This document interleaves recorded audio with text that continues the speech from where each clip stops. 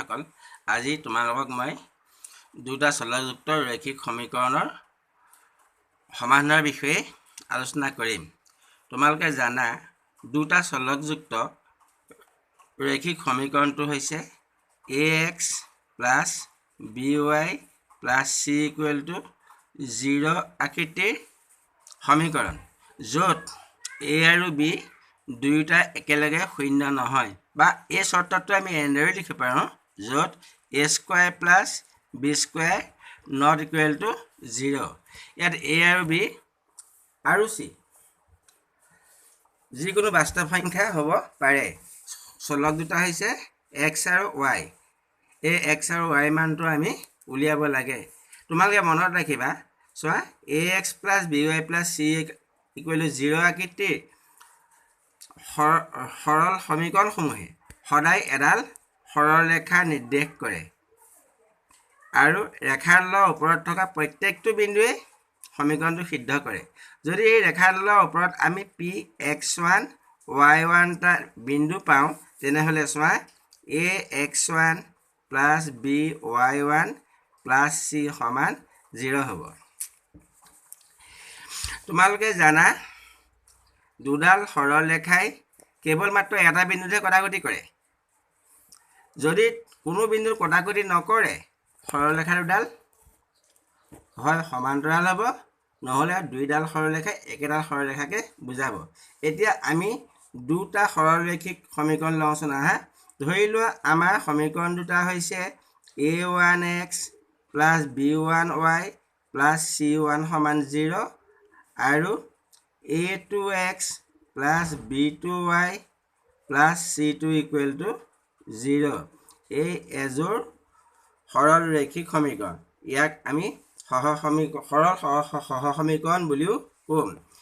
এই সমীকৰণ দুটাই দুডাল সৰল ৰেখাক বুজাব। এতিয়া সৰল ৰেখা দুডাল কেতিয়া সমান্তৰাল হ'ব, কেতিয়া সিহঁতে কটাকটি কৰিব, আমি চাওঁ আহা। যদি a1 by a2 not equal to b1 by b2, তেতিয়া সিহঁতে কেতিয়াও কটাকটি নকৰে আৰু সিহঁতে নিৰ্দিষ্ট বিন্দুত কটাকটি কৰিব। তেতিয়া সমীকৰণ দুটা এটা সুস্পষ্ট সমাধান পাম, মাত্ৰ এটা সমাধান পাম, আৰু সমীকৰণ দুটাক সংগত বুলি কোৱা হয়। চোৱা তোমালোকে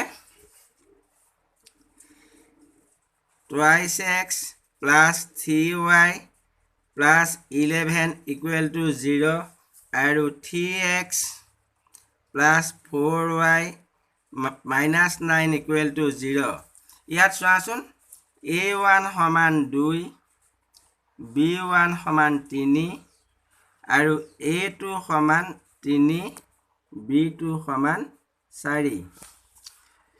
a1 by a2 equal to 2 by 3, b1 by b2 সমান 3 by 4। এতিয়া দেখিছানে a1 by a2 not equal to b1 by b2। গতিকে এই সমীকৰণ দুটাই এটা নিৰ্দিষ্ট বিন্দুত কটাকটি কৰিব।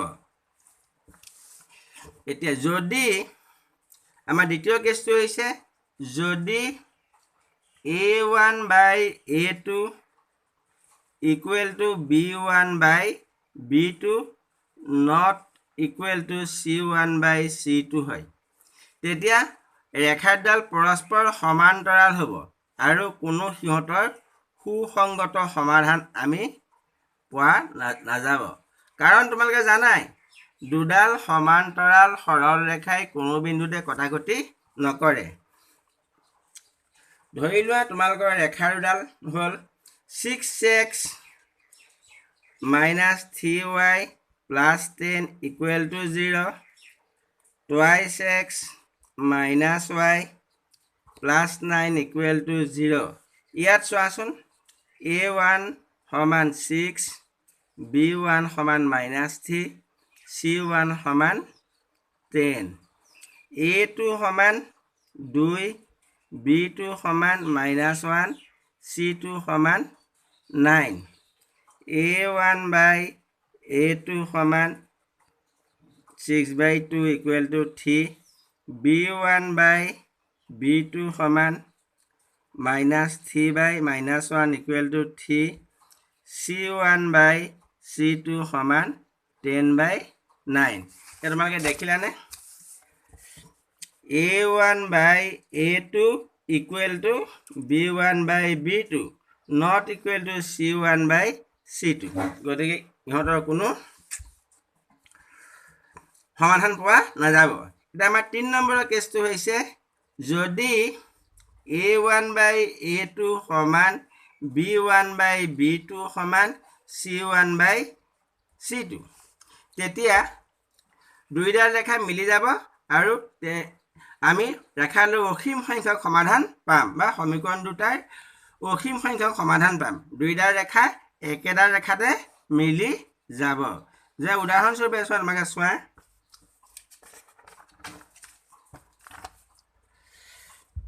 9x plus 3y plus 12 equal to 0 18x plus 6y plus 24 equal to 0 ইয়াত a1 সমান 9 b1 সমান 3 c1 সমান 12 a2 সমান 18 b2 সমান 6 c2 সমান 12 তোমালোকে চোৱাচোন a1 by a2 সমান 9/18 equal to 1/2 b1 by b2 সমান 3/6 equal to 1/2 c1 by c2 সমান